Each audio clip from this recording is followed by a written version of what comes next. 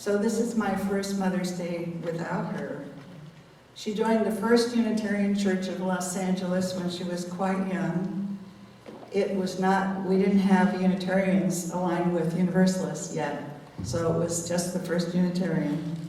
Quietly in the background, she found many ways to raise funds for the numbers of social justice and peace causes the church was involved in.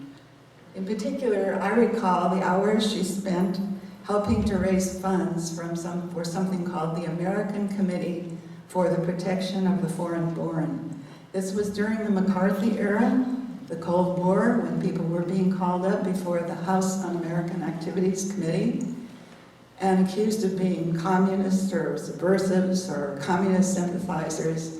And if you were born in another country and trying to become an American citizen, you were at risk of being deported. But the ACLU had started this committee, and so it helped a lot of people, prevented them from being deported. It was because my mother was part of the Unitarian Church that I had wonderful experiences as a teen. This morning I saw the teens have been camping here, so I got to do such things with my LRY group, Liberal Religious Youth, and even to travel to Europe at one point.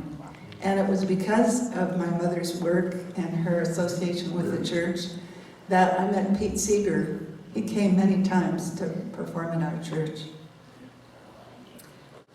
In 2014, when my mother was in nursing care, I sent her this letter along with a poem.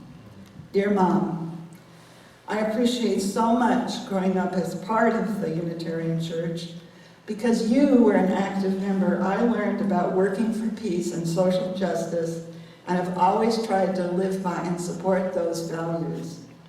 If I hadn't grown up with you, I would probably not have written the enclosed poem.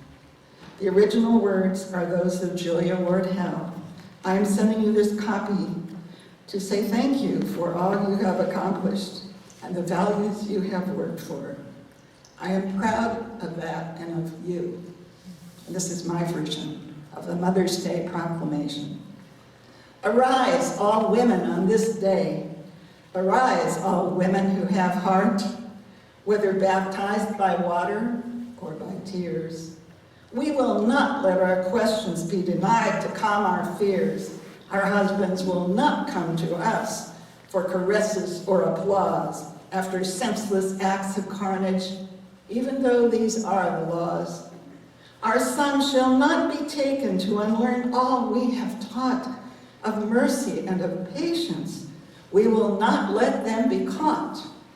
We, the women of this land, know that mothers who live in other countries, bear and love their children too. Our hearts are far too tender to teach our sons to do theirs harm.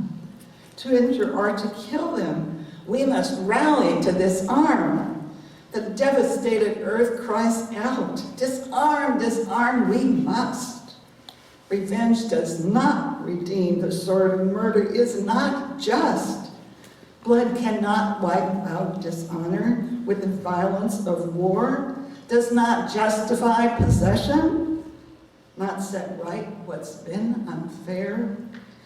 It leaves the plow forsaken and the people in despair.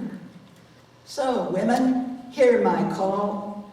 Leave all that might be left of home, together first in mourning, what's lost forever gone. Then solemnly take counsel with hope of sweet release, that the whole world human family might live long last in peace. Let us gather at a Congress. Let all women on this earth of every nationality convene a brand new birth with alliances and dialogues. Let's find one final way for peace to come upon this earth, upon this Mother's Day.